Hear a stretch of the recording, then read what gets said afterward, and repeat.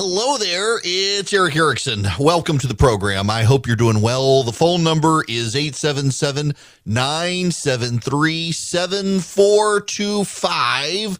I actually want to start this hour with phone calls. Some of you have been waiting patiently. I will gladly take your phone calls. 877-973-7425. To begin, I go to Daniel. Welcome to the program.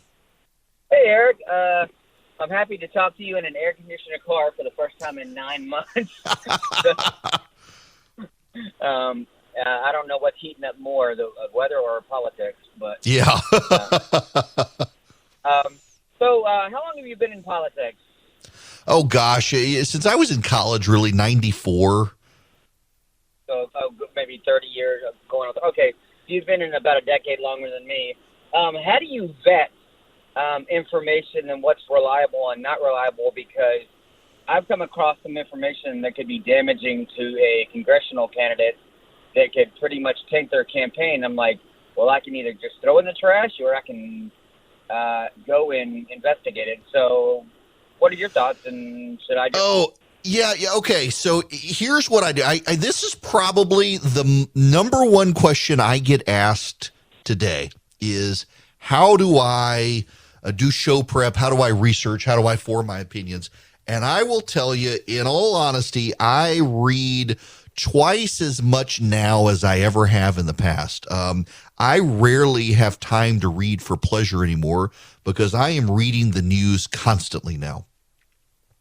I read and subscribe to the New York Times, the Wall Street Journal, the Washington Post, USA Today, the London Telegraph, the London Times, Bloomberg, National Review, and then I read, pay attention to the clips from the Associated Press and Reuters, so all the mainstream media outlets. And then I'm lucky, I know a lot of people, so if I've got questions about stuff, if my BS radar goes off, I can reach out to people and get their takes on stuff. I spend an inordinate amount of time reading, and what I have found is it's harder and harder to go to one outlet and get the true sense of a story. I've got to go to multiple outlets to try to get the full story. It is really hard. And then at the local level these days, it's even harder because so many local news outlets are just gone. They do not exist anymore. And you rely on regional outlets that may not cover it in as much detail. It's just hard to do. But I would tell you all, you've got to be careful about relying on just one outlet, even on the right. So this is a bigger issue here. And stand by, those of you on the phones. Such a good question. We live in an age of moral relativism. Let me give you okay, I'm going to do it this way, and just full disclosure going out of the gate. This isn't to pat myself on the back. It really isn't, and I don't mean for it to come across that way. But if I accidentally tread into that ground, I apologize in advance.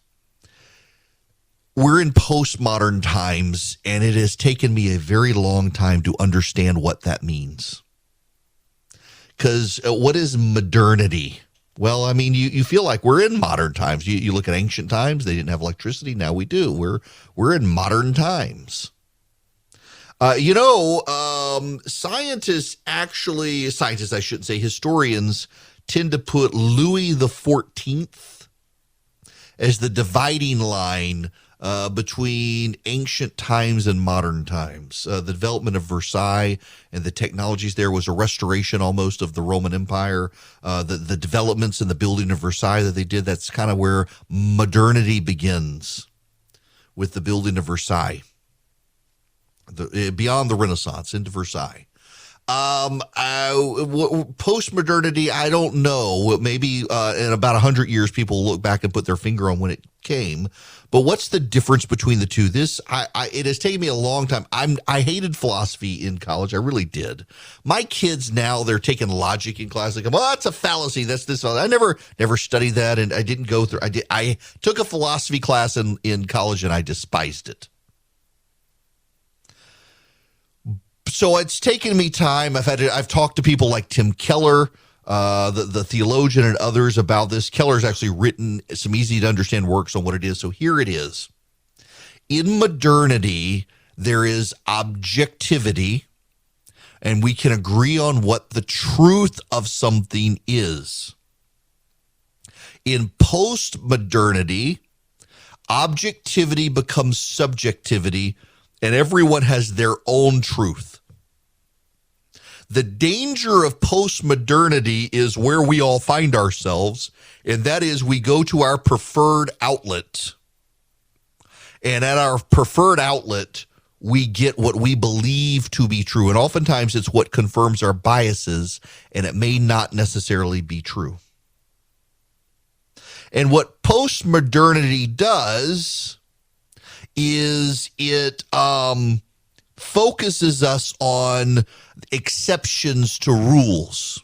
One of the interesting aspects of post-modernity is the exceptions become the rules. So let's take the sky.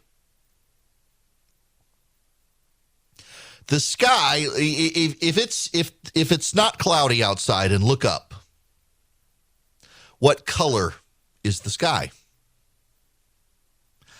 You and I would probably say blue, but there are some people who, because of color blindness, see it as gray.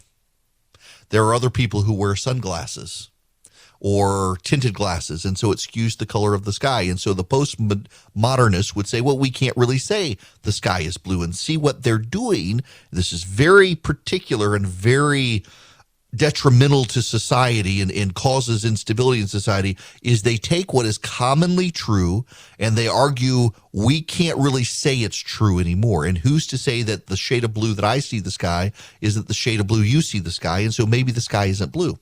The scientists would come along and say, actually, it's not really blue. It's the refraction of light and the reflection of things around that causes the blue. But you and I, in the vernacular and the common, we say it's blue. And postmodernists would say you cannot say that anymore.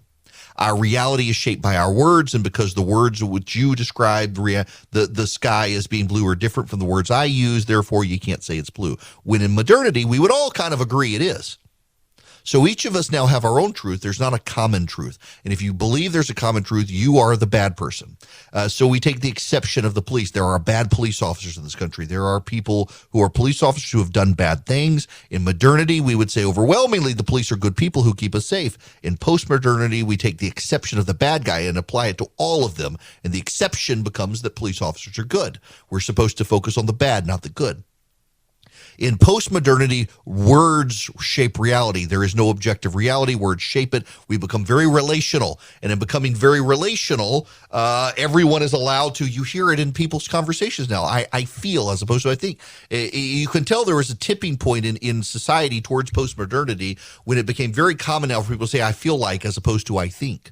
I don't care what you feel. I want to know what you think, except most people, myself, I find myself falling into it sometimes, say I feel. Transgenderism is a part of post-modernity because it depends on how you feel and what your reality is. If I feel like I'm a woman, therefore I'm a woman, and you can't say I'm a man even though I'm actually genetically, biologically, structurally, physically a man, doesn't matter anymore. It's my reality is this, and you must honor my reality.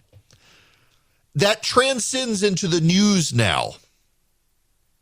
So I believe I've got a couple of things I have to do as a radio show host now. One is I have to be way more transparent and relational with my audience than most people are comfortable with. I feel very Gen Z, or Gen Zers overshare on social media. I feel like I got to do that with you guys so that you have a sense of me, so that you have a sense of who I am, so that you have a sense of my worldview, because we're not always going to agree now. There are some radio show hosts in America who are scared to death to ever disagree with the audience. I'm not one of them. Because in authentic, real relationships, we have to be able to disagree. It is only in a fake relationship where you agree at all times. You don't even agree with your spouse all the time. Why should you agree with me all the time? But we have to be relational so that we can maintain our friendship in a way, even when we choose to disagree and part ways with each other. Relational structures exist and are necessary now in post-modernity so that we can build trust with each other, so we can agree to disagree, so that we can see the world in ways. People want to be relational now in ways they used to not want to be. They want to be connected in ways they didn't want to be. one of the things that I've done for my audience is to now start taking everything I do in terms of show prep for the show, all the sides of a story and stuff, and I put it in an email so every listener to this program can get that email so that you're not just taking my word for it. You'll notice that I tend to read excerpts a little more than most radio show hosts, and some people don't like that, but I feel like I need to, I just said it, I think that I need to give you the proper full context and narration from the media more than summarizing it, lest any of you think I'm hiding, obfuscating, or building a false narrative. My idea for how I do radio is to keep you entertained, because at heart, radio is an entertaining medium. It's to keep you company in your car or your office, wherever you are, but it's also to keep you as informed as I can in a world where people want you to just think one thing. I want to give you the multifaceted analysis of news, and you can make up your own mind. I'm not going to tell you what to think. I'm going to give you every possible angle of the story. I'm going to give you my thoughts on the story, but I want you to be able to see the information where I'm getting it, which is why I send out this email now every day. By the way, if you want it, if you text SHOW to 33777, the very last link, you can subscribe and get that email. Every day that I do my show, I send this email out. It's all of my show prep for the show, all of the stories. If I take one topic, there are probably 10 different news articles I use to build on that topic. And I put all of them in that email so you can read them all for yourself, because I do not want you to think I'm just giving you a narrative. I've got a worldview. My worldview is Christian, evangelical, conservative. I believe there's a heaven and a hell. I believe there will be a last day. I believe I'm on the winning team, and it shapes the way I see the entire world. But there are a lot of stories along the way that build the way I see different topics and stuff, and I want you to be able to have them. It's really hard these days. You used to be able to just go to an encyclopedia or even Wikipedia and read the story of the topic and kind of get a sense of what's going on. And nowadays, people are even fighting over the most mundane things. And for example, Wikipedia, you can't trust the encyclopedia. You can't even trust the Merriam-Webster's dictionary because they've gone so woke, they keep changing definitions to fit a left-wing worldview. It's really, really hard these days. And then oftentimes you have a lot of people who scream that something is disinformation just because they don't like the story. So all of that is to say, Daniel, I mean, I've spent way more time on your question than you wanted, I'm sure, but it's hard. You got to read way more. I say this somewhat selfishly that I do try to do this for you guys as best I can, because I know you don't have the time to do the amount. This is my job. It's what I do. And I'm happy to do it for you guys. I'm trying to keep you entertained along the way as well. But I know it's hard. It's difficult, and it's sure frustrating. And the caution I would give you is we on our side don't want to become like the Democrats, so perpetually in our bubble we can't realize that there's a world outside our bubble. And I do think there's a danger, and I do think it happens sometimes. And that's why sometimes I get on y'all's nerves by pointing out things that you may disagree with that I fundamentally believe you need to know to make sure that our bubble can be penetrated with reality beyond it, where the Democrats these days are in such a bubble nationally, politically, they can't really fathom what's coming. Y'all, to back up, the NPR Marist poll that came out today, 60% of parents across races, 60% of parents want the Republicans to control Congress now. In the Democratic bubble, they can't fathom that that's real, and the only way they process it is by claiming it's disinformation. That's a problem we must work very hard to avoid on our side. Oh my gosh, this is really a story today. Holy cow. It is injuries and deaths soar from new segments of Trump border wall. Major injuries and deaths from trying to cross the wall at the Mexican border surged after the Trump administration built the bigger structure. The number of patients arriving at the University of California, San Diego Medical Center trauma ward increased more than 5 times since 2019, when the border wall's height was raised to 30 feet. Deaths resulted from falls rose from 0 to 16. There were 67 fall admissions. Most of the patients lacked health insurance and were ineligible for rehabilitation services. Oh my gosh, really? Really? Really? So because he built a bigger wall and people still try to cross it and they got hurt, somehow that's bad? Why?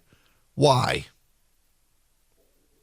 Um, I'm, gosh, this kind of story makes my head hurt because you can tell that someone somewhere pushed this story. And I guess the entire design of the story is to somehow say it's bad to build a border wall. Because keep in mind that the Democrats, a growing number of them, are suddenly pushing for a border. They don't want to call it a border wall, but they are calling for a physical barrier at the border to stop more crossings.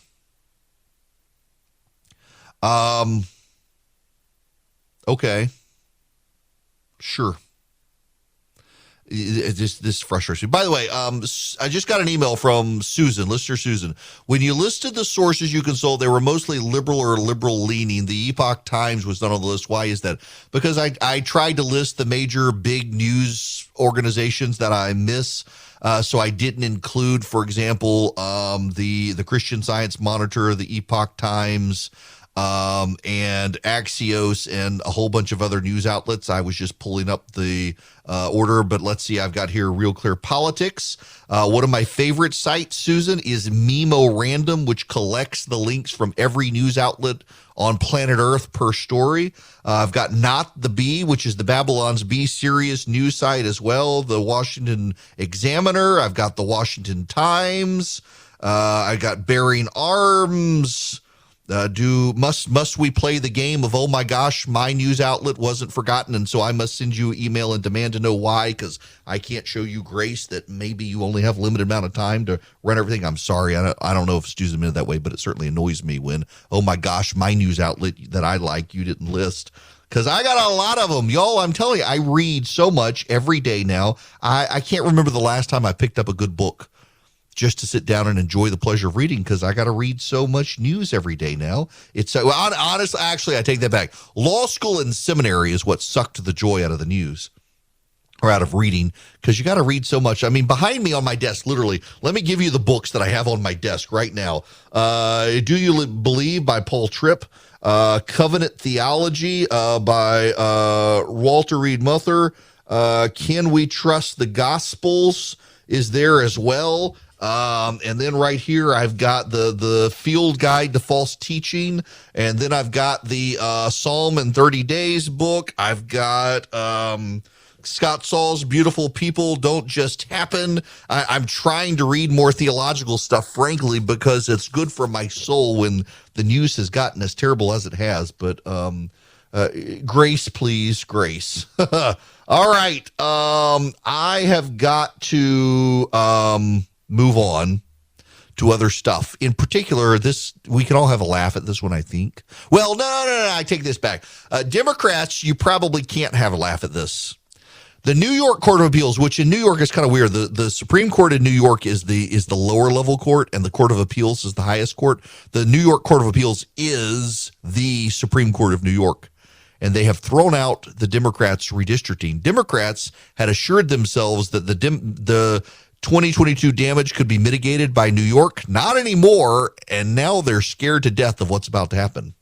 Welcome back. The phone number, if you want to call in, 877-973-7425. As a reminder, I decided now I am going to just do this for everybody instead of having the network show, this show that y'all are listening to, have pre-recorded content while I'm on my flagship station, WSB, doing just on WSB. I have so many stations in and around Georgia.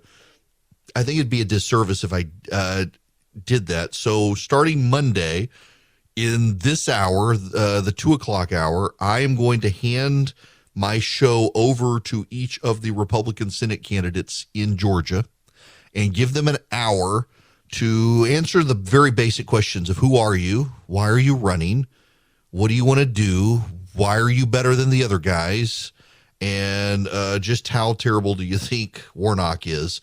I've invited them all. We've scheduled Kelvin King on Monday. On Wednesday next week, Josh Clark.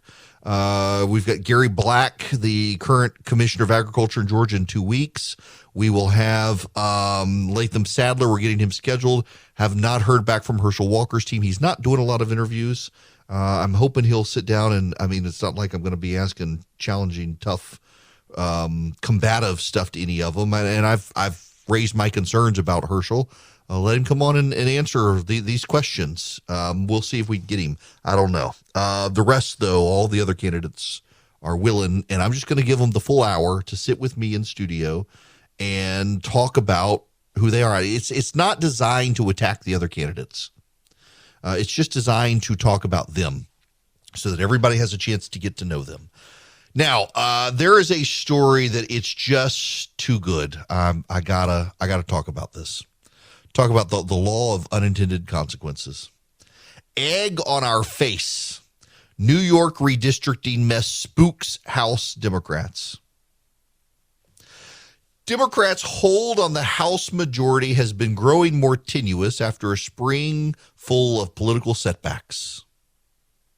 Then came the New York State Court of Appeals. The state's highest court struck down Democrats' most effective gerrymander in a shocking ruling Wednesday, scuttling a map that would likely have netted the party 22 of New York's 26 seats in an election when they desperately needed every one of them. The decision has incensed Democrats across the country, particularly since it was delivered by judges appointed by their own party's governors. Not only does it deprive Democrats of one of their best advantages in an ominous midterm cycle, it also takes the map drawing process out of their hands entirely, perhaps for the next 10 years. New York Democrats are already preparing their battle plan to contest the ruling and insist the fight isn't over. Still, it represents a massive psychological blow for the party that had just weeks ago been celebrating its good fortune after an aggressive redistricting push. I don't think anybody's going to have to go to therapy as a result of it, but let's put it this way. It's not the kind of news Democrats wanted, said former Representative Steve Israel, a New York Democrat, the one-time leader of the party's congressional campaign arm. Going into a tough midterm, you're fighting for every yard, and when the referee tells you you've lost yardage, it doesn't help team spirit. Okay, so here's the deal. This is why it's so funny. The primary was supposed to be held June 28th. Not going to happen now. The Democrats in New York amended their state constitution. And in amending the state constitution, they put in plan to have a redistricting commission, and the redistricting commission was supposed to get rid of gerrymandering. The redistricting commission was designed so that a nonpartisan panel would be put together, and they would keep communities of interest together because Democrats internalized that redistricting nationwide was giving Republicans advantages. Now, you gotta go back. And I got to set the stage for you here because this goes back to precedent mattering and mythology. This all rolls into one. The Democrats have internalized a couple of mythological points that the media tells you are true. One is that this country, and a lot of you have probably internalized this as well, that the divisions in this country come because of aggressive gerrymandering and redistricting. It's very hard in some districts to elect a Republican or a Democrat. And that divisiveness caused by redistricting was causing the country to be at each other's throats. And the Democrats also decided that, you know what we should do about this? We should push for nonpartisan redistricting panels. Colorado and Iowa have had 2 nonpartisan redistricting panels for some time.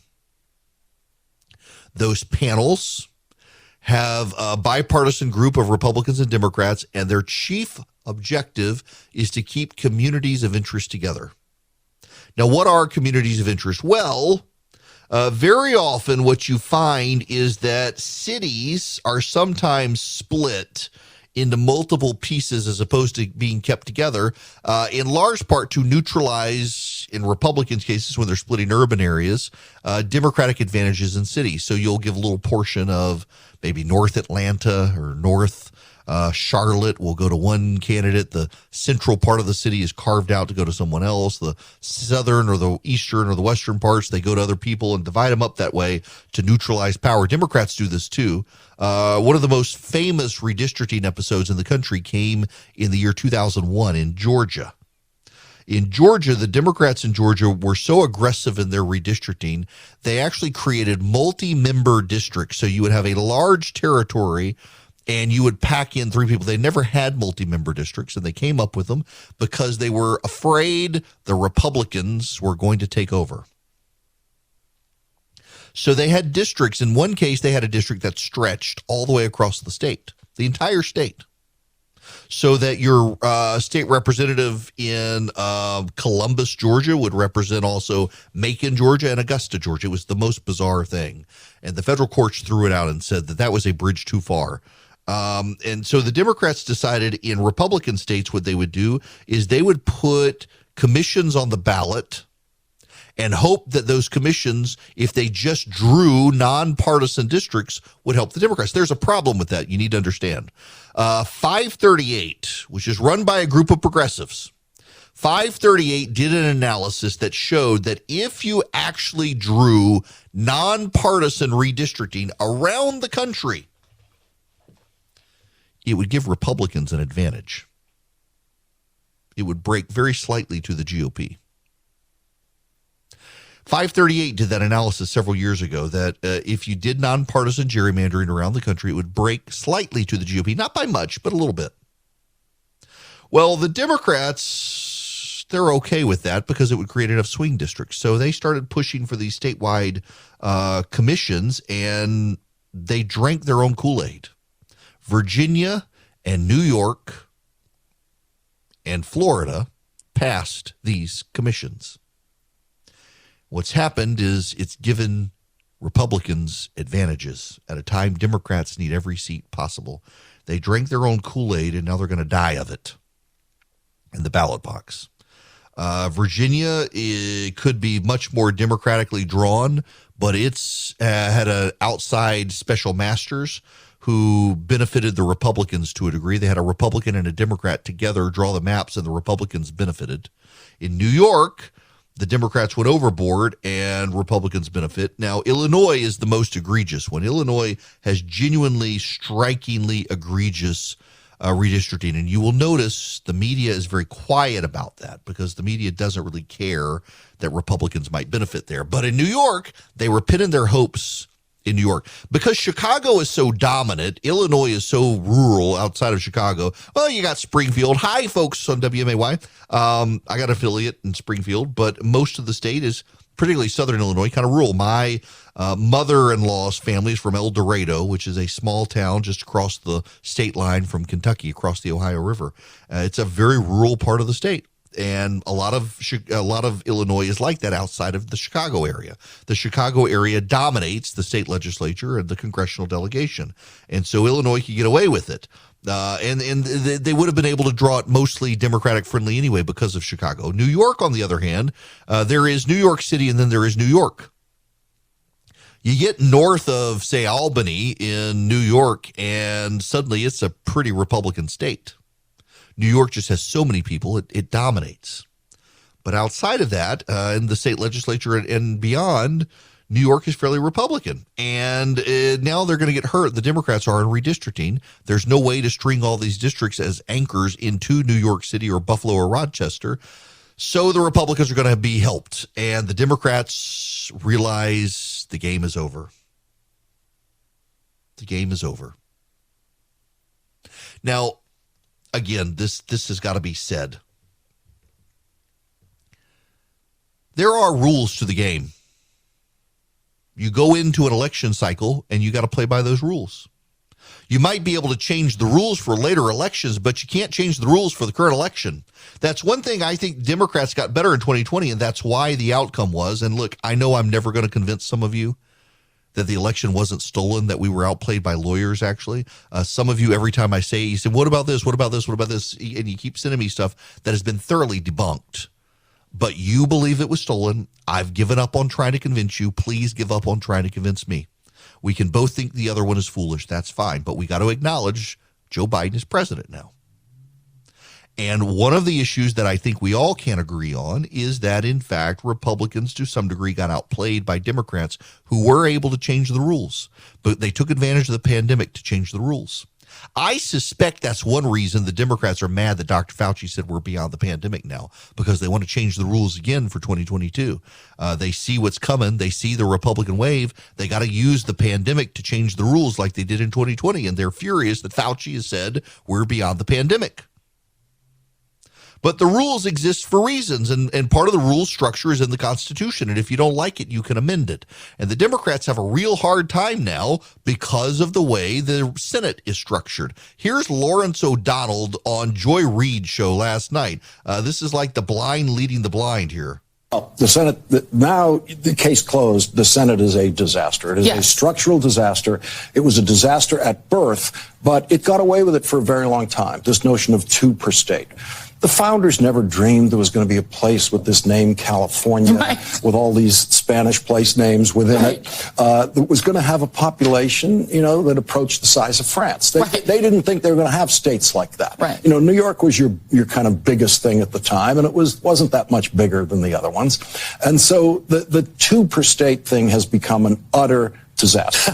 First of all, the funding for this is all coming from the rich states like New York and California. States. Anyway, and how does this happen? And so it's a fundamentally and relentlessly and permanently anti-democratic institution. Yeah. Yes, exactly as the founders intended it. Exactly as the founders intended it. They actually did foresee. They did foresee major population surges. They did foresee that we could have really big states. They contemplated that, and they knew there would be disproportion among the states. There already were, at the Revolutionary War period, a disproportion in population between the states, which is why they put the Senate in place. Because one of the things you got to understand, one of the things that the founders understood is that the states, particularly at the founding, what were they? Independent countries. Each state was its own nation. And they ceded a limited number of, use the phrase with me, enumerated powers to a central federal government, and they kept all the rest. I mean, and when you think about, the population size, let me give you the population. He's talking about, well, they never conceived of a state like California. The population of Virginia in the 1790 census was 747,000 people, and Vermont was 85,539 people. Rhode Island was 68,825 people. New York, contrary to what Lawrence O'Donnell said, Virginia was the most populous state. The census in New York had 340,120 people in it. New York made up, at the time, 8.6% of the population. Virginia made up 18.9% of the population. The founders were very smart. They considered these things in the future growth and contemplation of the country.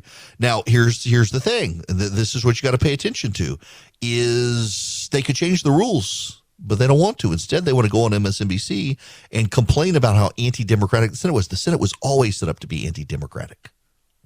But they want to complain and they want to delegitimize because they don't have the votes to change the rules. And they're not going to. And we're about to see it go even just worse in terms of the Democratic anxieties after the Republicans take the House and the Senate. And if they want to, and this is my suggestion to the Democrats, maybe try winning elections instead of complaining. Now, We got to clear the air here. I'm talking about the Eden Pure Thunderstorm. Of course, you can get 3 of them for less than $200 right now by going to EdenPureDeals.com. If you go to EdenPureDeals.com, you'll see a discount code box. You put in ERIC3, ERICK3. You will get 3 Eden Pure Thunderstorms for less than $200. You're saving $200, and you get free shipping. It's a pretty cool deal. And it works great. It doesn't mask odors. It eliminates odors. And it also gets rid of the mildew, the mold, the bacteria, the pollen, all the stuff floating in the air. You get 3 of them. They're small. I keep one in my suitcase. I travel with it. You can get rid of the odors in a car. You can get rid of the odors in a hotel room, the smoky odors, the pet odors, you name it. EdenPureDeals.com. The discount code is ERIC3, ERICK3, and you can get them for less than $200. Go now. Hello there. This hour of the program brought to you by First Liberty Building and Loan. Nationwide, they can help your business grow. We're looking at deals $750,000 and more. First Liberty wants to help you. You can reach out to them, firstlibertyga.com, firstlibertyga.com. Tell them that I sent you and see if they can work with you. They're experts at this, have been since the early 90s. Peggy Noonan has a disturbing column today in the Wall Street Journal. Sometimes a thing keeps nagging around your brain, and though you've said it before, you have to say it again. We factor in but do not sufficiently appreciate the real possibility of nuclear weapon use by Russia in Ukraine. This is the key and crucial historic possibility in the drama and really could come to pass. And once it starts, it doesn't stop. Once the taboo that has held since 1945 is broken, it's broken. The door has been pushed open and we step through to the new age. We don't want to step into that age. The war is in its third month. Diplomatic solutions are less likely than ever. War crimes and atrocities have hardened the Ukrainians. And in any case, they're winning and the world is on their side. British intelligence this week reported Russia has lost 15,000 troops, 2,000 armored vehicles, and 60 aircraft. The ground invasion force has lost 25% of its combat strength. Russia is grinding through a disaster. We aren't worried enough about Russian nuclear use, in part because we imagine such a thing as a huge missile with huge warheads launched from another continent and speeding through space. We think that won't happen. It has never happened. But the more likely use would be not a big strategic nuclear weapon, but smaller tactical ones on the battlefield. Such weapons have shorter range, lower yields. Russia has 10 times as many tactical nuclear weapons as the United States. She's right. We should be concerned, which is one reason we should be as proactive in helping Ukraine as possible right now and arming Europe, because if Putin uses a nuclear missile in Ukraine, I'm pretty sure he's going to say F it and just go through Europe, and World War III begins immediately. That's why we need to do everything we can with the Ukrainians and strengthen sanctions and a show of force as much as we possibly can immediately. The regular season is heating up. New stars are emerging, and that means more opportunities to win up to 25 times your cash on Prize Picks, the most exciting way to play daily fantasy sports. Just select 2 or more players, pick more or less on their projection on a wide variety of stats, and place your entry. It's that easy. Let it fly to turn $10 into $250 with just a few taps. Easy gameplay, quick withdrawals, and injury insurance on your picks are what make Prize Picks the #1 daily fantasy sports app. Watch your favorite players and get paid doing it this basketball season. See your entries make progress during the game or make new entries for the second half and the fourth quarter. 3-pointers, assists, rebounds, and everything in between are yours for the taking. Join the Prize Picks community of more than 7 million players who have already signed up. Right now, Prize Picks will match your first deposit of up to $100. Just download the Prize Picks app and use code GET100. That's code GET100 on Prize Picks for a first deposit match of up to $100. Prize Picks. Pick more, pick less. It's that easy.